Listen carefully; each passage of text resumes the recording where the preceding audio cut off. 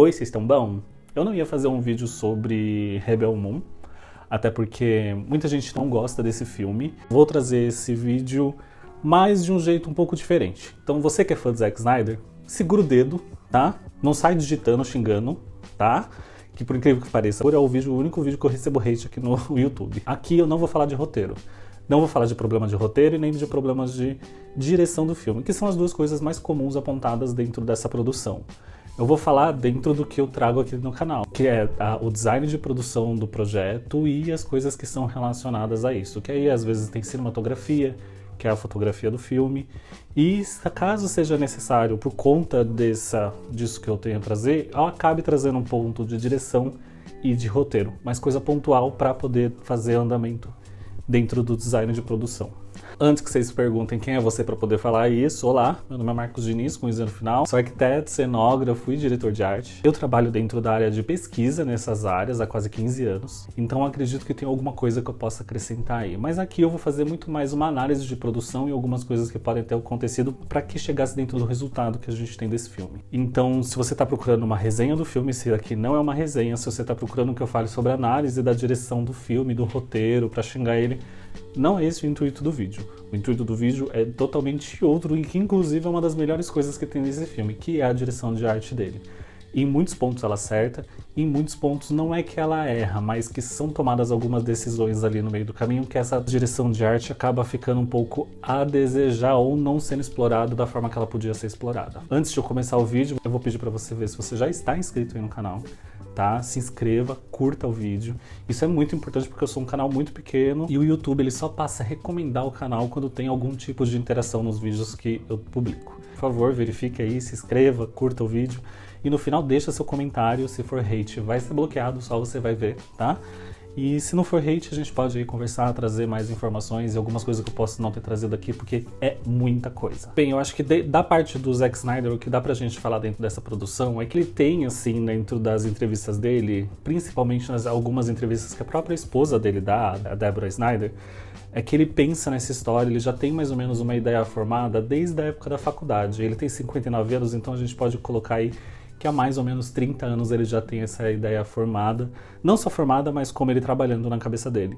E que ele já tentou realizar esse projeto de diversas formas e formatos. Então, ele já ofereceu o roteiro para fazer filme em diversas produtoras diferentes, inclusive para a própria Warner, na época que ele estava fazendo filmes por ela.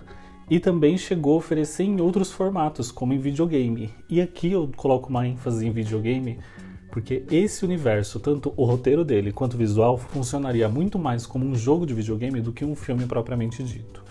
E aí a gente pode falar isso daí lá no final, tá? Me lembrem. Mas se eu esquecer de falar, eu faço um outro vídeo, um short, alguma coisa sobre. Então, tendo trabalhado durante muito tempo o roteiro, ele tentou amadurecer de diversas formas para chegar na conclusão do que ele chegou agora como projeto do Rebel Moon, parte 1, parte 2. Dentro desse projeto, a gente sabe que a maior referência dele são os filmes do Star Wars. Ele tenta trabalhar as coisas que ele gosta do universo, que ele queria melhorar para o projeto dele. Eu acredito que tem algumas coisas que ele realmente conseguiu e que eu acho que são muito mais interessantes aqui do que do jeito que acontece no Star Wars. Quando ele começa a produzir o projeto, quem ele convida para ser os designers de produção dele é meio que quase de apoio, né? Porque o Zack Snyder, ele tem toda a mão dentro da produção. Como ele está trabalhando há muito tempo nesse projeto, então ele tem desenhado e feito todos os storyboards dentro do projeto dele sozinho, ou às vezes com acompanhamento de um ou outro de concept designer, né? Onde ajuda ele a fazer as ilustrações, onde ele faz a concepção principal e esse concept designer vai trabalhar essa mesma ideia que ele teve em outros cenários ou ampliar os cenários que ele teve. E isso acontece muito dentro desse projeto, tanto que os designers de produção que ele acabou contratando foram o Stephen Swain, que é o designer de produção da parte 1, da parte 2 e também de alguns filmes de Star Wars dentro da área de direção de arte. A direção de arte é um cargo de trabalho abaixo do designer de produção, né? O designer de produção ele faz toda a concepção do projeto, o diretor de arte ele faz a execução desse projeto junto com a equipe dele. Além disso, ele também tem outros trabalhos, como a maioria dos filmes do Harry Potter, todos dentro da área de assistência e direção de arte. Então, o Stephen Swain, ele é meio como um braço para trazer coisas do universo que ele já está acostumado a trabalhar para dentro do universo que o Zack Snyder estava querendo construir. O outro designer de produção que o Zack Snyder traz para trabalhar junto com ele é o Stephen Deschanto, que é um designer de produção com um pouco mais de experiência do que o Stephen, tendo trabalhado ali já há um bom tempo como designer de produção, tendo passado como direção de arte também. Mas os principais trabalhos dele tá Kong, a Ilha da Caveira, o Náufrago e o mais recente Pinóquio da própria Disney, o live action. Quem dá a maior parte das entrevistas que foram feitas sobre esse filme é o Stephen, tá? Então tudo que a gente tem aqui é muito que sai da boca dele e da esposa do Zack Snyder. O Zack Snyder ele acaba não falando muito sobre o processo dele, mas os dois estão acompanhando o processo há bastante tempo. A esposa do Zack Snyder fala que na época que ele foi não convidado, né? Ele foi considerado para fazer a direção de alguns dos projetos Star Wars aí nessa última fase que tivemos. A esposa dele disse que ele foi considerado, mas acabou declinando ali, né, das duas partes, mas que ela achou bem melhor que ele não aceitou isso daí, porque ela considera que ele consegue trabalhar de uma forma muito melhor quando ele é o criador do projeto. Que ele não ia conseguir colocar todas as coisas que ele quer quando tem um universo pré-estabelecido, algumas regras, tanto de filmagem quanto de linguagem de produção já definidos. Ele gosta de criar a própria linguagem. Tanto que a gente vê aí dentro das produções dele, tem muitas coisas que são bem características dentro da direção dele. E assim, sendo bom ou não, são características dele. A gente consegue identificar isso aí, não só em um, mas em muitos dos projetos dele. Desde lá de trás, quando ele fez o Steampunk, que eu acho que é um projeto mais autoral dele ali, né? Não posso dizer alguma coisa como 300 e o Watchmen, né? Que você tinha ali já um projeto estabelecido, onde ele pega aquilo e faz uma adaptação quase que quadro a quadro. E eu sou muito fã desse filme dele, do Watchmen. O 300 eu não sou fã nem da história. Então o filme pra mim é o que menos importa. Mas os outros você vê que ele é bem... não é uma criação dele. Ele pode ter criado essa linguagem dentro do projeto dele colocado nesses filmes, mas tá muito mais focado no que é a própria propriedade intelectual que esses projetos têm. Com o Steampunk, não, eu falei Steampunk, é o Sucherpunk, eu acho que é aqui que ele...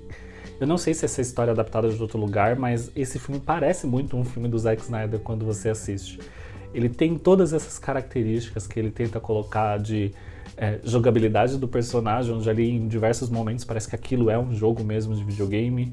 Você tem muito do câmera lenta, você tem a parte de design mesmo, de dessaturação, você tem um preenchimento muito grande de cena com elementos no cenário e até linguagem narrativa, de ficar colocando cacos que não necessariamente precisariam estar ali, né? Que são cenas que são cenas que se passam em lugares que não tem tanta importância, mas que às vezes complementam algumas coisas do filme. Porque a grande parte deles, ele tenta concentrar muito do filme dele dentro das ações no filme. No filme do Rebel Moon, além do Star Wars, né, onde ele tem essa produção, ele tenta se inspirar em muitos outros filmes de ficção científica e a gente consegue ver todos esses universos dentro do que ele faz aqui no Rebel Moon. Ele tenta trazer muitos elementos de Duna, mas dá pra ver que alguns dos elementos de Duna que ele tenta trazer são muito mais parecidos com o Duna do David Lynch, o Battlestar Galactica, o antigo Blade Runner, o Alien e o Gears of War. O Gears of War, que é o jogo em específico, é onde eu consigo mais identificar o que ele trouxe dentro do universo. Muitas das cenas que são em cidades, né, reais, cidades reais assim, né? Em cidades que não são aquele estereótipo onde ele pega de western ou o extremamente moderno ali do Blade Runner ou algo do tipo, são sempre muito focados em o que ele tem ali no Gears of War, sabe? Além, né, de inspirações em animes para os equipamentos e até para as máquinas em si, enquanto o Duchamp vem trazer algumas informações de que ele tenta trabalhar muito na filosofia entre o brutalismo e a harmonia dentro do filme dele. Eu confesso para vocês que eu não consegui identificar nenhum desses dois elementos. Ele tenta trabalhar o brutalismo e a harmonia. Exatamente porque quase todos os elementos do filme você consegue identificar muitos de outros tipos de arquitetura e referência de design, e quase nenhum deles está perto do brutalismo. Tem um cenário só que eu acho que chega ali próximo do que a gente imagina ser o brutalismo, mas são elementos que a gente não consegue identificar o que é, mas se a gente conseguisse identificar, provavelmente não seria isso o que ele está trazendo. Então ele pauta muito dentro disso, de brutalismo e harmonia, mas eu não consigo identificar isso em nenhum dos cenários. Porque a arquitetura brutalista, ela renega todos os outros estilos, e ainda mais quando você trabalha em ornamentos. E aqui em todos os cenários deles são tudo muito ornamentados. E você pode falar, ele tentou trabalhar, suavizar, harmonizar o brutalismo, trazer alguma resposta. Eu acredito que não. Tem alguma outra coisa que dá para usar como o brutalismo, mas aí você consegue identificar esses elementos como, na verdade, uma outra vertente de design. E aí a gente chega, quando fala de brutalismo e harmonia aqui, a gente chega em um outro elemento que ele vem tentar justificar a tecnologia que ele está trazendo dentro do filme, onde ele também tenta colocar ela nesse lugar brutalista, de ser arquiteturas muito práticas, né? Elementos muito práticos, não só cenográficos, mas como as coisas acontecem. O brutalismo ele faz parte do movimento de arquitetura modernista, que eles priorizavam muito o espaço em função. Então, você não precisaria de coisas excedendo no lugar, você precisa que todos eles tenham alguma função prática e sejam úteis. Você não precisa ficar colocando cacos, objetos ou coisas em um lugar onde ele vai só trazer ou alguma beleza ou qualquer outro tipo de coisa. Ele tem que ser prático, funcional e servir para alguma coisa dentro daquele contexto. E isso é uma coisa que ele acaba tentando fazer em diversos momentos aqui no cenário dele. E aí tem ali eu não consegui entender um pouco a linha do tempo, mas pelo que eu vi nas entrevistas, se passa 4 anos, né, ali de quando existe a queda do rei, né, da família do rei, que isso aí é mostrado na segunda parte do filme, e essa revolta aí nessa lua, que é essa fazenda, né. Então, e aí tem essa queda, e os 4 anos se passam, e a tecnologia ela se desgasta, então eles falam que, como não existe uma manutenção e tudo mais, a ideia deles foi tentar fazer com que, durante esses 4 anos, teve uma decadência brutal dentro da composição do cenário. Então eles precisam envelhecer todos os cenários muito mais, muitas coisas não funcionam, então tem algumas coisas que ainda são usadas dentro ali do contexto, então por isso que a gente não vê tanta tecnologia avançada sendo usada nos cenários. Mas, em contrapartida, eu acredito que a aceleração que eles colocaram ali em 4 anos, eu acho que não é o tempo aí de a tecnologia decair tanto e ter tão pouca coisa tecnológica. Tem alguns momentos ali em cena, vocês vão até colocar o acionador de mira do canhão sendo como manual, quase como em 1940 para você manusear um canhão, só que aqui a gente está no futuro e isso com certeza seria algo digital, assim como você vê ali em toda a parte de navegação das naves, que não é bonito, não é confortável, é proposital, é para demonstrar ali uma certa decadência e envelhecimento, mas eu acho que em 4 anos isso daí é uma decadência muito grande para ser só 4 anos, entendeu? Eu imaginaria ali que você passou, sei lá, uns 100 anos, 200 anos da queda do rei. E aí tem até uma explicação que a própria Deborah Snyder, que além de esposa, ela também é produtora do filme e CEO da empresa, né, da produtora, também junto com o Zack Snyder. Na entrevista ela fala, após a morte da família real, eles não tentaram avançar. Eram máquinas de guerra, então tudo era muito prático. Simplesmente não é o cuidado como era quando o rei estava vivo. Tudo isso meio que se perde, essa apreciação da arte em tudo. Então eles justificam que toda a decadência, tudo que não funciona e todo esse envelhecimento, não só do armamento, mas como de tudo que é usado ali pelo Império, se dá por conta ali da queda do rei. Mas é o que eu acabei de dizer, né? Se a tecnologia era tão avançada, ou ela não era avançada e ela continua estagnada porque são 4 anos, ou ela era muito avançada e se passou muito tempo e aí as coisas começam a ser resolvidas com gambiarra e aí é trocado, essa coisa que era digital a gente troca por manual porque a gente não sabe arrumar, ou não tem mão de obra especializada, ou a gente decide que é muito caro porque a gente não tem mais recursos, tudo mais. Então diversas coisas podem acontecer, mas em 4 anos eu acredito que seja um tempo muito pouco. O Zack Snyder, em relação à cenografia em si, a parte visual do filme, ele considerou muito fazer a filmagem dele no painel de LED que acabou sendo muito utilizado ali pela Disney para a produção da série Mandalorian, né? E nos últimos filmes da Disney eles têm usado bastante. E a justificativa deles foi que a quantidade de inserção digital que eles precisariam fazer ia ser muito grande e eles precisavam de um palco de trabalho muito maior do que era propiciado ali por volume, né? O volume ele tem uma extensão meio que confortável para você trabalhar, mas não dá para você colocar alguma coisa tão extensa e eles precisavam de muito mais espaço. O que eles imaginavam mesmo é que como eles tinham uma extensão muito grande de construções, é que eles iam precisar ou de um volume muito maior, que isso daí encarecer muito o projeto, e a Netflix ela financiou ali, né, o projeto em quase 170 milhões, as duas partes, provavelmente isso daí ficaria muito mais caro. E aí eles acabaram escolhendo fazer uma construção de um cenário completo ali dentro do planeta, né, na Lua, onde é a fazenda. Tudo aquilo é construído, a parte de toda a vila e a plantação. E aí essas filmagens do segundo filme, todas são feitas mesmo em um ambiente. Então basicamente toda a parte de produção visual do filme, em inserções CGI para outros planetas e criação, foi tudo feito para o primeiro filme. Essas partes do segundo filme quase inteira não teve essa inserção, a não ser de elementos ali na hora da batalha ou quando chega o Império para fazer a cobrança ali. Mas aí aqui, quando ele justifica, não tem espaço suficiente para poder colocar os cenários dele e tudo mais, no segundo filme eu até entendo, porque faz muito mais sentido realmente você construir uma fazenda, né, para você poder fazer toda essa filmagem.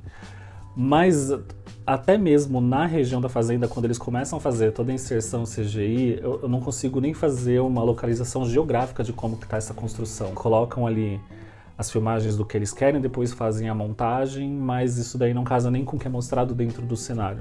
E aí isso para os outros cenários, né? Nos outros lugares onde eles fizeram as filmagens, principalmente ali no primeiro filme, quase tudo é digital. Eu só consigo identificar a construção de cenários e de ambientes realmente quando a gente está numa escala muito pequena.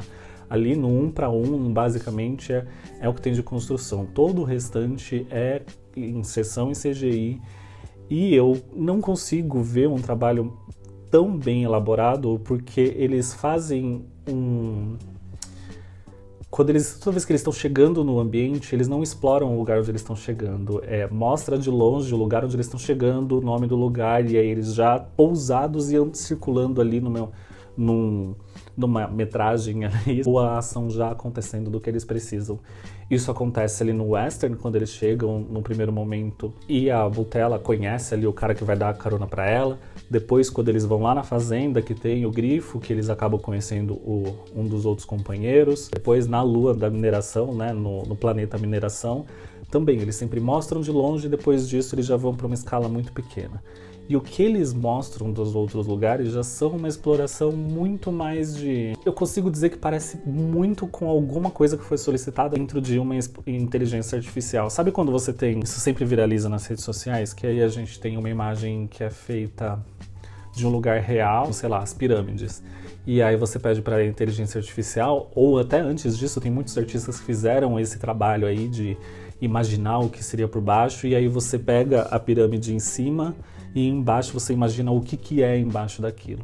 Então eu imagino que parece que eles fizeram muito esse exercício de tentar explorar o que seria uma ampliação de uma coisa existente. Então provavelmente eles tinham um monumento, um prédio, um ponto específico dentro ali do cenário que eles queriam como referência, e aí ampliaram ele e vendo o que tinha em volta. Mas assim, tudo parece muito desfocado. Ele não trabalha em momento nenhum o foco dentro desse filme. Quase todas as cenas onde eu tenho alguma coisa em primeiro plano, quase tudo que está no segundo eu não consigo enxergar, muito menos do que está em terceiro plano.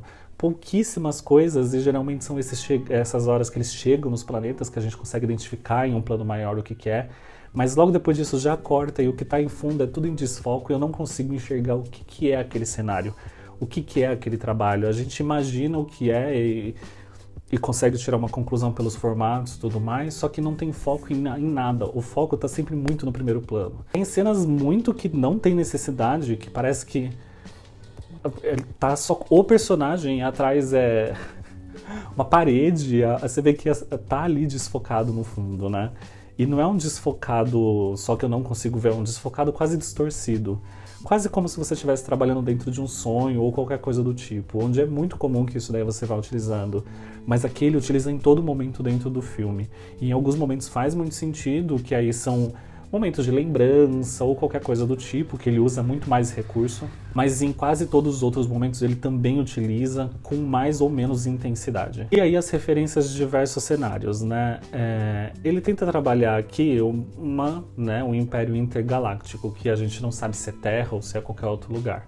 Porque aqui não parece que nem a matriz do próprio império não é na Terra, né? Parece que é em qualquer outro lugar, porque não tem uma referência muito clara, é outra realidade.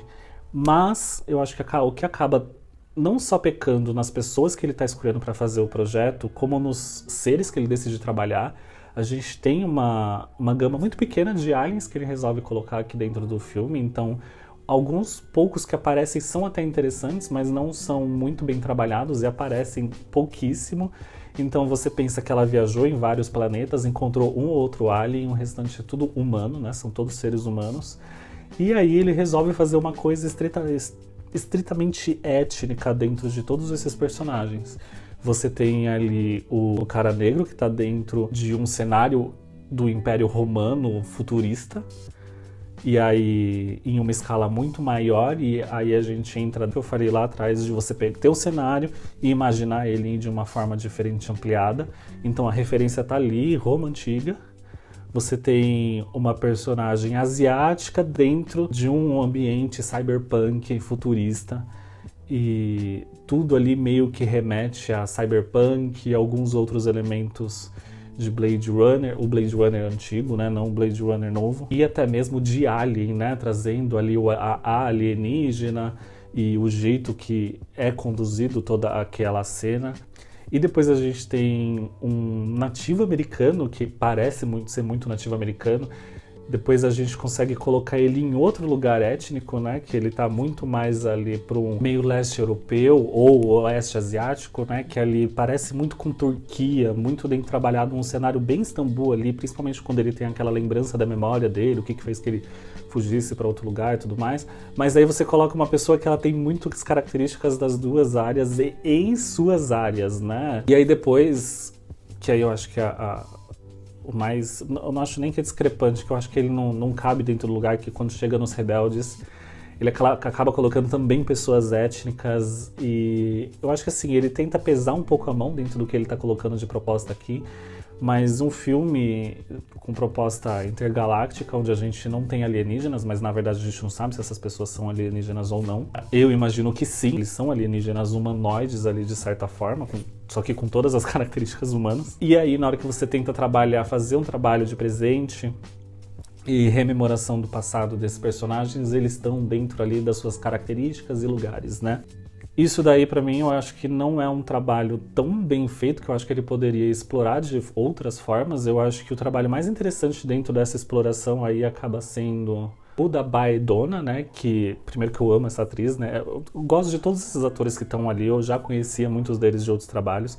Mas a Baedona, que ela é sul-coreana, o trabalho dela eu acho que é o que ele consegue chegar mais próximo de conseguir explorar a história de um dos personagens, e principalmente feito durante 2 filmes longuíssimos, né?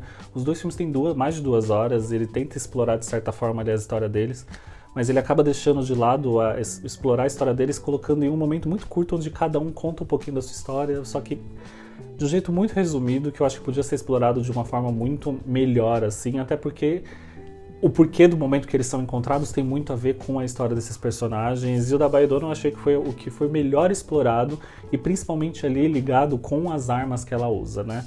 Então, aí, nas armas eu vou falar já já.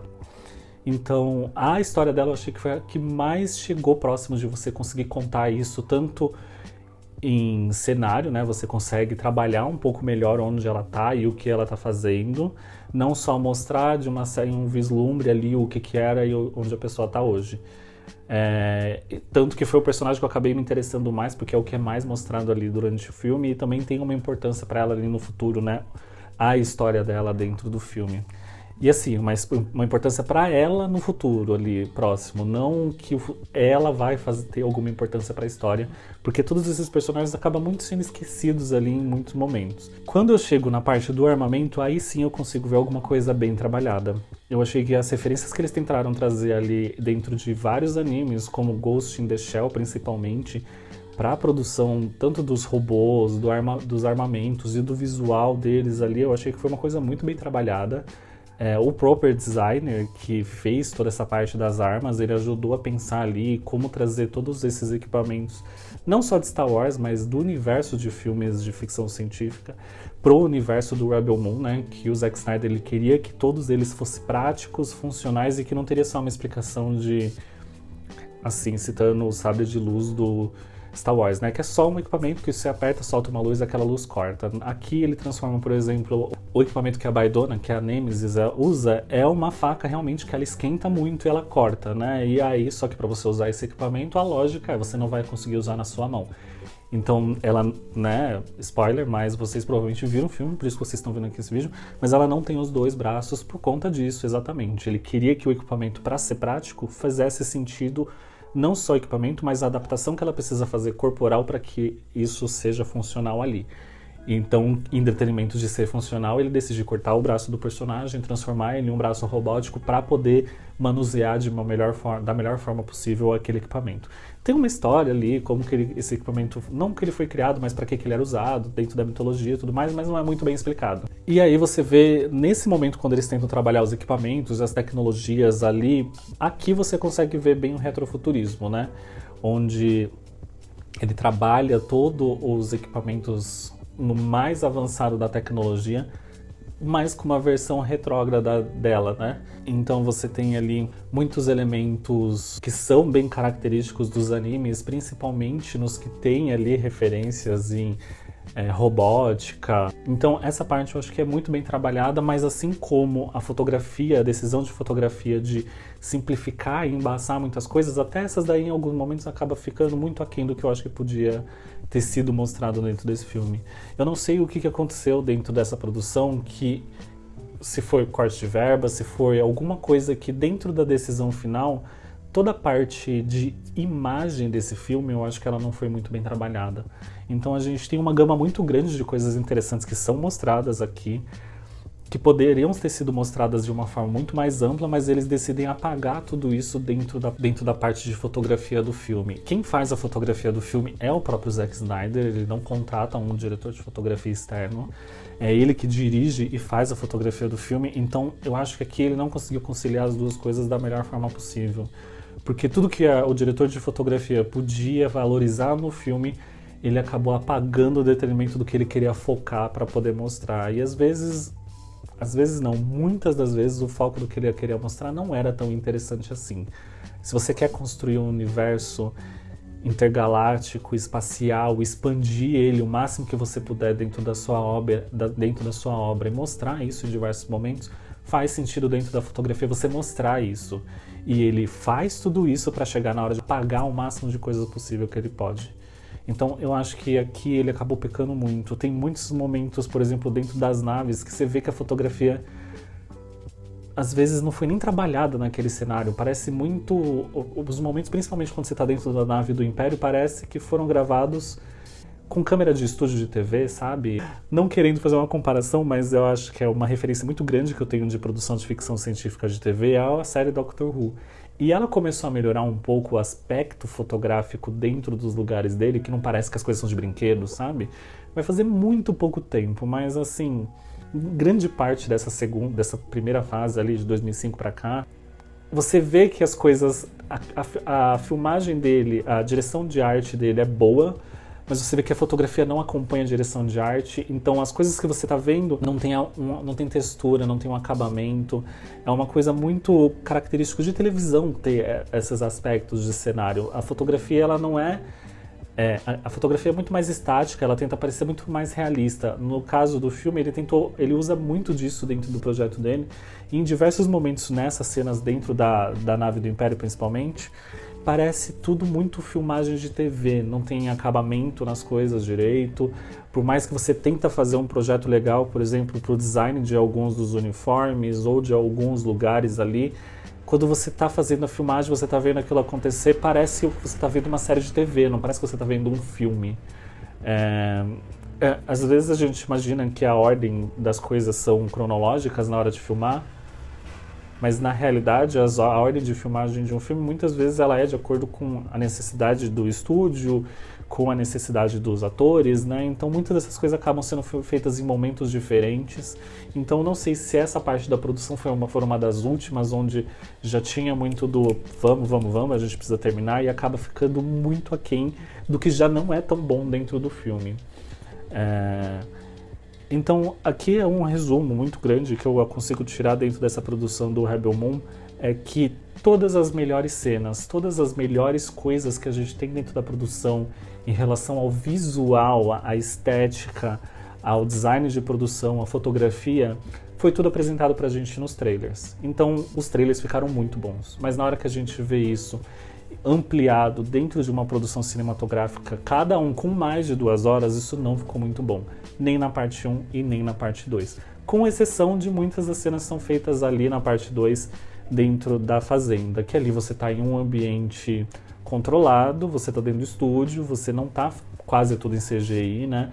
Então ali, como tem muita coisa prática em cenário físico, acaba ficando muito mais bem trabalhado do que o restante, que não é tão físico assim. E aí, além do que tá no trailer, ele tenta trabalhar essas coisas muito mais nos momentos de aí do que o próprio Zack Snyder faz, né? Quando ele tá ali no slow motion dele, que ele gosta muito de trazer para os filmes dele, essas cenas de slow motion são muito bem acabadas, mas só elas. Quando acaba a cena e já vai pra próxima, você consegue ver uma discrepância muito grande de fotografia mesmo entre uma cena e outra e o que é mostrado ali em cena. Aqui eu acho que tem algumas coisas muito boas e aí eu fujo um pouco de design de produção, mas eu gosto muito de como toda a cena final, né, não, as primeiras nem tanto, mas a cena final de coreografias de luta é feita, todo aquele cenário, como você faz a movimentação de todos aqueles objetos e como que eles funcionam ali. Você vê que tem gente que se queima na espada porque pega ela na mão e você vê que as coisas acontecem e elas fazem sentido. Toda aquela cena final da segunda parte, que eles estão dentro da nave, né, e aí a nave tá caindo e aí eles estão lutando ali dentro entre eles. Eu acho tudo aquilo muito bom. O Zack Snyder, ele acertou muito e eu acredito que o segundo filme, ele pensou nessa cena e depois ele fez o resto. Então ele queria que isso existisse, ele trabalhou muito bem isso e aí depois ele foi preenchendo com o restante das coisas.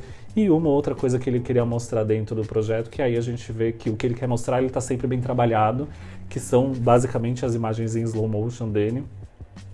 E o restante fica ali entre o que ele podia e que ele tinha ali disponibilidade para fazer. Então, assim, num todo geral, a ideia do projeto de design de produção desse filme é boa, ela não é ruim. Eu acho que as pessoas que trabalharam com ele são muito boas também. Mas eu acho que quando você tem uma ideia muito longa, uma ideia de um projeto onde você está trabalhando em mais de 4 horas de filme, o orçamento precisa ser muito bem trabalhado e o design de produção precisa ser muito bem pensado para o que você vai e o que você não vai mostrar. Em um orçamento de 165 milhões dá para você mostrar muita coisa, mas quando você restringe um pouco dentro do que você vai trabalhar, e principalmente um projeto que demorou um pouco para ser feito, tudo mais, deu tempo aqui, não foi uma coisa corrido para ser feito. E aí falando, né, essa produção que eu vi foi foi a primeira versão lançada, eu não vi a versão do diretor, eu não pretendo ver a versão do diretor. Eu tinha assistido o primeiro filme na época que saiu, e eu assisti de novo o primeiro filme e assisti o segundo filme para poder fazer esse vídeo. Eu espero assim que ele esteja bem completinho, eu tenha conseguido falar bastante coisa, e eu acredito que um ponto positivo desse filme realmente é o design de produção. Mas ainda assim, com muitas ressalvas, e eu acredito que aqui tenha muito mais, não problema do que ele quis pôr e do que ele pôs, eu acredito que tem muito mais problema de tomadas de decisão que acabam prejudicando o design de produção desse filme. Não necessariamente o que foi estudado e o que eles quiseram colocar dentro do projeto. Então é isso, gente. Eu não vou me alongar mais. Espero que vocês tenham gostado desse vídeo. Praticamente desse filme, né? Desse vídeo. Se você gosta do Zack Snyder, não fique bravo. Eu tentei trazer aqui da forma mais respeitosa possível o meu apontamento. E não é um apontamento de achismo ou nem nada. Eu trouxe materiais que eles mesmos forneceram pra mim. Eles não, né? Coisas que eu captei dentro de informações que eles trouxeram pro filme. Tanto pro filme, como por dentro de entrevistas e diversos materiais que eu acabei lendo para poder fazer esse vídeo. Curtam o vídeo, deixem seu comentário aí embaixo, o que você achou, o que você não achou, se você pode complementar com alguma coisa da forma mais respeitosa possível, tá? Curta o vídeo, se inscreva no canal e a gente se vê no próximo vídeo. Até mais, tchau, tchau!